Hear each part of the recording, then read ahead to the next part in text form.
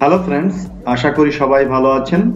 আজকে আমি দেখাবো প্রজেক্টর এবং কম্পিউটার সেটিং, এবং আপনি আপনার কম্পিউটার থেকে প্রজেক্টরের মাধ্যমে স্ক্রিনে আপনার যাবতীয় তথ্য, যেমন স্লাইড শো এর মাধ্যমে মিটিং, সেমিনার, এমনকি মাল্টিমিডিয়া ক্লাস আপনি উপস্থাপন করতে পারেন। তো বন্ধুরা, আসুন আমরা ল্যাপটপে চলে যাই।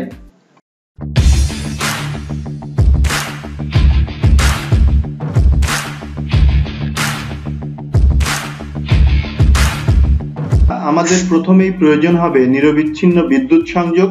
তো আমরা সুইচ বোর্ড থেকে মাল্টিপ্লাগের মাধ্যমে আমরা বিদ্যুৎ সংযোগ দিয়ে নেব। এরপরে আমরা চলে আসব আমাদের ল্যাপটপ এবং প্রজেক্টরের কাছে। আপনারা দেখতে পাচ্ছেন স্ক্রিনে ল্যাপটপের তথ্য শেয়ার হচ্ছে। বন্ধুরা, আপনারা দেখতে পাচ্ছেন আমার হাতে এটা একটা কেবল। এই কেবলটির নাম ভিজিএ কেবল। এটার মাধ্যমে মূলত ল্যাপটপ থেকে বা কম্পিউটার থেকে প্রজেক্টরের তথ্য ট্রান্সফার হয়। আর দুই প্রান্ত দেখতে একই রকমের হয়। এক প্রান্ত ল্যাপটপের যে পোর্ট রয়েছে, ভিজিএ কেবল পোর্ট, এখানে আমি আলতোভাবে লাগিয়ে দিলাম। বন্ধুরা দেখুন, কেবলটি যাতে সঠিকভাবে লাগানো হয় এবং লাগিয়ে এর পাশের যে স্ক্রু রয়েছে সেটা ঘুরিয়ে এঁটে দিতে হবে। কেবলের প্রান্তটি ভালোভাবে দেখে নিন, এটার একদিকে সরু এবং একদিকে মোটা। দেখুন বন্ধুরা, প্রজেক্টরের দুইটি পোর্ট রয়েছে, ভিজিএ কেবল পোর্ট কম্পিউটার 1 এবং কম্পিউটার 2। যে কোনো একটিতে আপনি সঠিকভাবে এটা লাগিয়ে স্ক্রু ঘুরিয়ে সুন্দরভাবে এঁটে দিন। দেখুন বন্ধুরা, আমি স্ক্রু ঘুরিয়ে অপর প্রান্তটি সুন্দরভাবে লাগিয়ে দিলাম। প্রজেক্টরের সামনের দিকে একটি নব রয়েছে, এটা চাপ দিলে এখান থেকে একটি দণ্ড বেরিয়ে আসবে এবং এটার মাধ্যমে প্রজেক্টরের সামনের দিকটা উঁচু বা নিচু ভাবে স্থাপন করা যায়। এরপরে যে কেবলটি দেখতে পাচ্ছেন এটা একটি পাওয়ার কেবল। এটার এই মাথা প্রজেক্টরের সাথে এবং অন্য মাথা মাল্টিপ্লাগের সাথে আমরা সংযুক্ত করে দিব।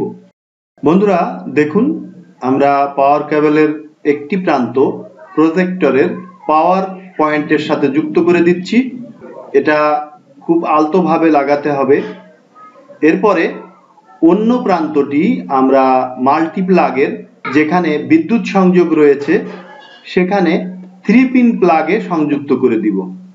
দেখুন বন্ধুরা, 3 পিন প্লাগের সাথে আমরা অন্য প্রান্তটি খুব সুন্দরভাবে সংযুক্ত করে দিলাম। এই মুহূর্তে আমাদের প্রজেক্টরটি বিদ্যুৎ সংযোগ পেয়েছে এবং এখানে দেখুন একটি পাওয়ার সুইচ রয়েছে, এখানে একটি প্রেস করলাম। এখানে পাওয়ার সুইচের পাশে একটি লাইট ব্লিঙ্ক করছে, অর্থাৎ প্রজেক্টরটি তার কাজ শুরু করে দিয়েছে। অল্প সময়ের মধ্যে প্রজেক্টর থেকে স্ক্রিনে লাইট পড়বে। দেখুন, প্রজেক্টরের বাল্বটি অলরেডি জ্বলে উঠেছে। এখনই প্রজেক্টর থেকে লাইট স্ক্রিনে পড়বে। দেখুন বন্ধুরা, প্রজেক্টরের বাল্বটি জ্বলছে। আমরা স্ক্রিনের দিকে লক্ষ্য করি। দেখুন, প্রজেক্টর থেকে অলরেডি স্ক্রিনে আলো পড়েছে। এখন আমাদের কাজ হবে, সেটা হলো প্রজেক্টরটির অবস্থানটি মুভ করে অর্থাৎ সরিয়ে সঠিকভাবে স্থাপন করা, যাতে প্রজেক্টরের যে ছবিগুলা বা যে স্লাইডটা সঠিকভাবে স্ক্রিনে সেট আপ হয়। এখন আমরা কম্পিউটারটি অন করে দিব। দেখুন বন্ধুরা, আমি কম্পিউটারের পাওয়ার বাটনটি প্রেস করলাম এবং আমাদের কম্পিউটারটি অন হচ্ছে, অর্থাৎ কম্পিউটার এখন যা শো করবে সেটাই প্রজেক্টরের মাধ্যমে এখন স্ক্রিনে দেখা যাবে। বন্ধুরা, আমাদের ল্যাপটপটি ওপেন হচ্ছে। আমাদের ল্যাপটপটি পুরোপুরি ওপেন না হওয়া পর্যন্ত অপেক্ষা করতে হবে। দেখুন বন্ধুরা, আমাদের ল্যাপটপটি ওপেন হচ্ছে, একটু ধৈর্য ধরে অপেক্ষা করতে হবে এবং এরপরই আমরা কম্পিউটার থেকে যা কিছু শো করব বা দেখাবো সেটাই স্ক্রিনে দেখা যাবে। বন্ধুরা, আমাদের ল্যাপটপের স্ক্রিনটি অলরেডি স্ক্রিনে দেখা যাচ্ছে। এখন আপনি যে কোনো কন্টেন্টের মাধ্যমে স্লাইড শো করে আপনি আপনার ছাত্রদের সামনে মাল্টিমিডিয়া ক্লাস নিতে পারেন, সেক্ষেত্রে কোনো সমস্যা হবে না।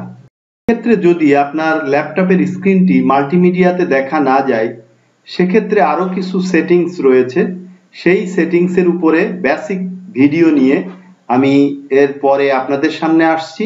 তো বন্ধুরা, প্রজেক্টর এবং ল্যাপটপের যে প্রাথমিক সেটিংস সেটা আমি আপনাদেরকে দেখাচ্ছি। এখন দেখুন, আমরা সাউন্ড বক্স সেট করব।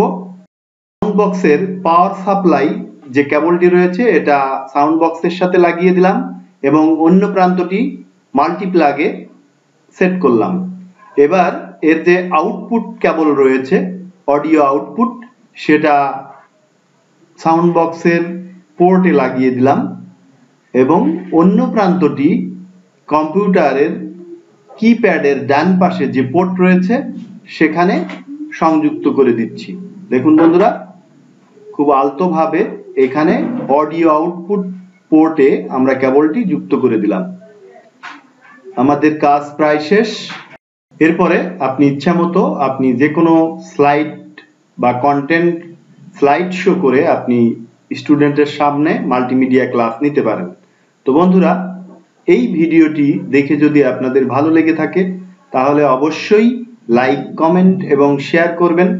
আপনি যদি আমার চ্যানেলে নতুন হয়ে থাকেন সেক্ষেত্রে BipulVision71 চ্যানেলটি সাবস্ক্রাইব করবেন এবং পাশে থাকা বেল আইকনে অবশ্যই ক্লিক করবেন, যাতে পরবর্তী যে নতুন ভিডিওটি আমি আপলোড দিব সেটার নোটিফিকেশন আপনাদের কাছে খুব দ্রুত পৌঁছে যাবে।